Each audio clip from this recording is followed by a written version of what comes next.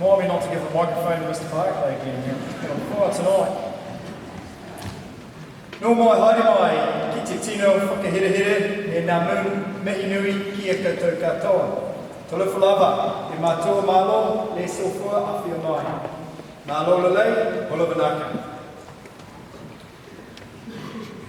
Our students affectionately have a value that we refer to in good times and bad.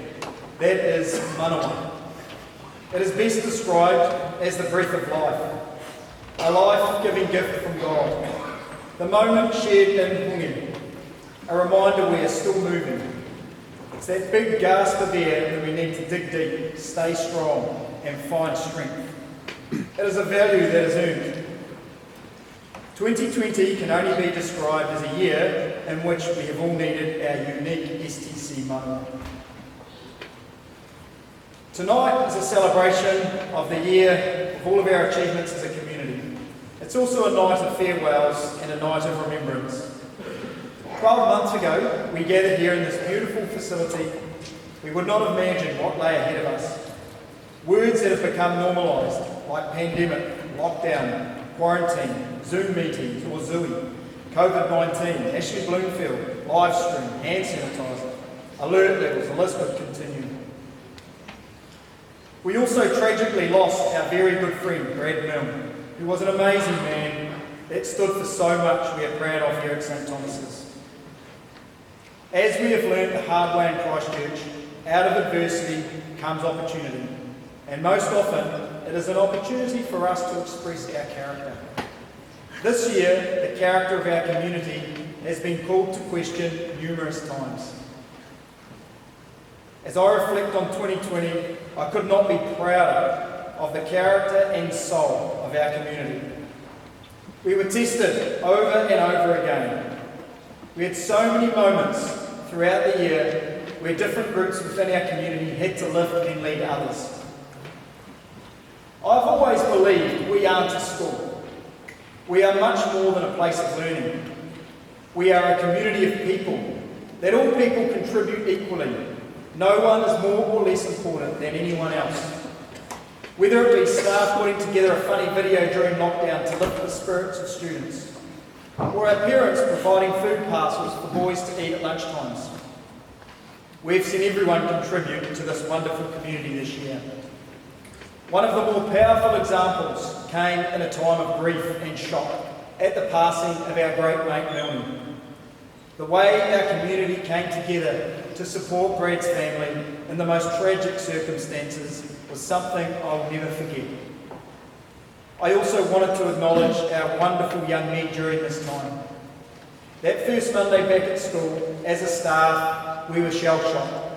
We were struggling to come to terms with our loss. To witness the impact our students had on our staff that day was astonishing. Young men, you are special. You have so much to offer this world. Don't ever forget that. I would like to acknowledge some key people and groups that have contributed so much this year. I'd like to acknowledge tonight the presence of Christian brothers, Brother Joe Lauren and Brother Bill Dowling. Thank you for your legacy. I hope we can do it justice. I thank you for the trust you've imparted on our teaching staff to keep the Edmund Rice story, inspired by Jesus Christ, alive and in action. I feel honoured to be part of your legacy. I would like to acknowledge the leadership of our senior leadership team, Mr. Brendan Biggs, Mr. Hamish Barclay, Mr. Andrew Amatangi, Mr. Hamish McCombie, Mr. Stephen Kennedy, and Mr. Daniel O'Brien. Our community is very fortunate to have you leading our school into the future. You're incredibly hardworking, innovative, and have an absolute understanding of our mission. I thank you for your patience, the passion you share for our school, and most importantly, your sense of humour. As Andy mentioned earlier, I'd also like to acknowledge the recent permanent appointment of Mr. Amatangi and Mr. O'Brien as permanent assistant principals at St Thomas's moving forward. We give them both a big round of applause.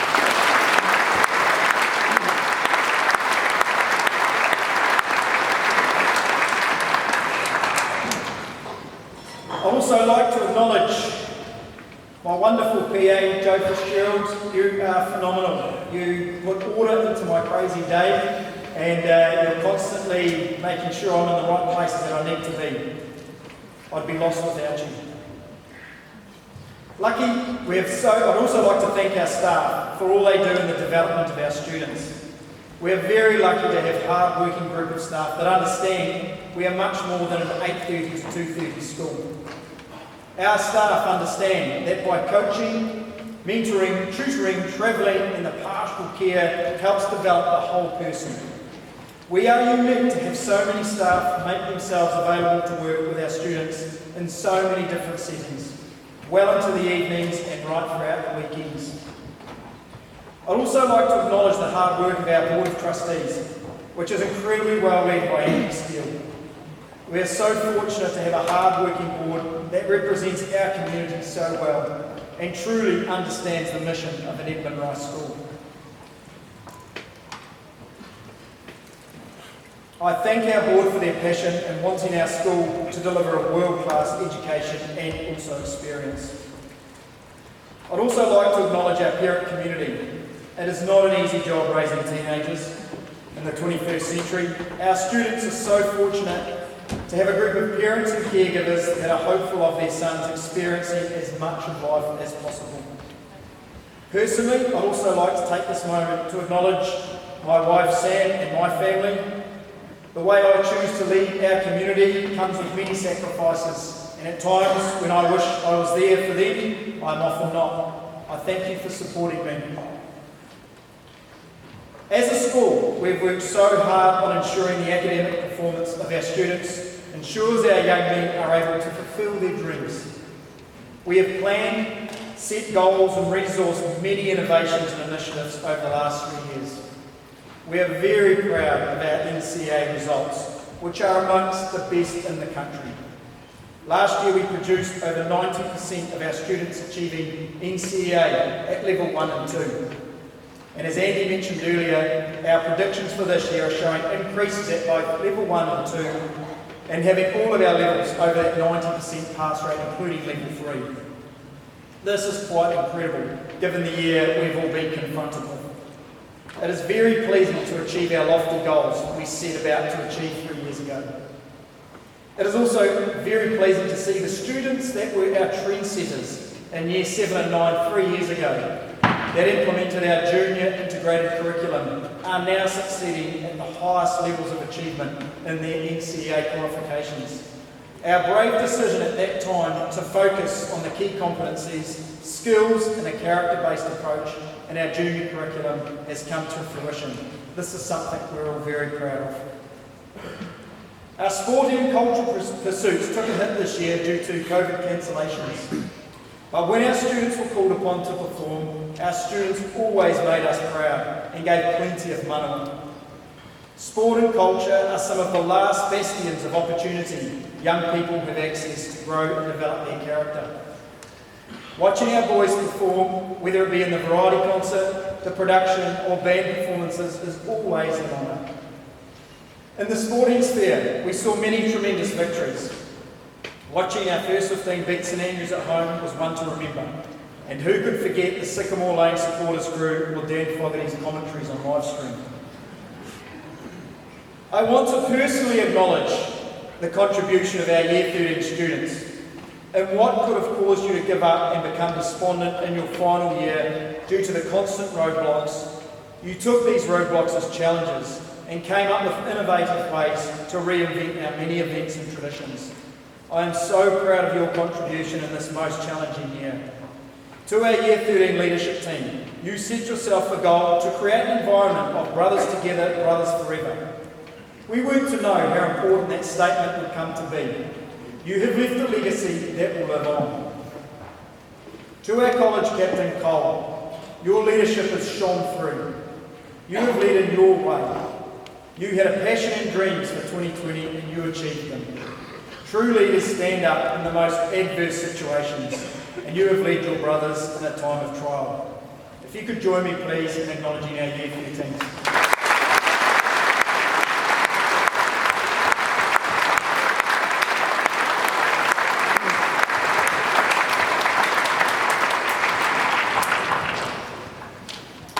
us know what 2021 will hold, but what we do know is our ability as a school to develop resilient, innovative, connected, emotionally aware staff and students is critical. When we focus on developing the person and their character, particularly their strengths, we create an opportunity to build limitless capacity in each other. In 2021, we've created a new role, unique to our school, a Director of High Performance and Wellbeing.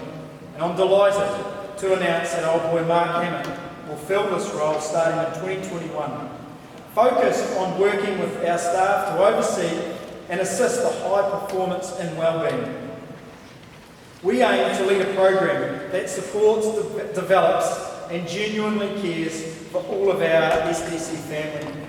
We wish to be the benchmark for schools throughout New Zealand in the way that we develop staff and students to be high performers. We're very excited about the future and the possibilities that lie ahead for us. I warmly welcome you back to St Thomas's, Mark, and we look forward to working alongside you in this innovative and forward-thinking role in education. I'll now finish by challenging our Year 13 men. Year 13s, be men of Edmund. Be a voice for those without one. Have the courage and conviction to stand up when called upon. It has been a blessing watching you on your journey. All the highs and lows along the way are the experiences that have come together to form you into the men that you have become. You have each in your own way left a legacy for those to follow. Let the seeds that have been planted here at St Thomas's blossom and grow. Go leave your mark on this world. Whawhatai lava, e mamuia le sofua, kia kaha, kia mai, kia manawa nui, nō reira, tēnā koutou, tēnā koutou.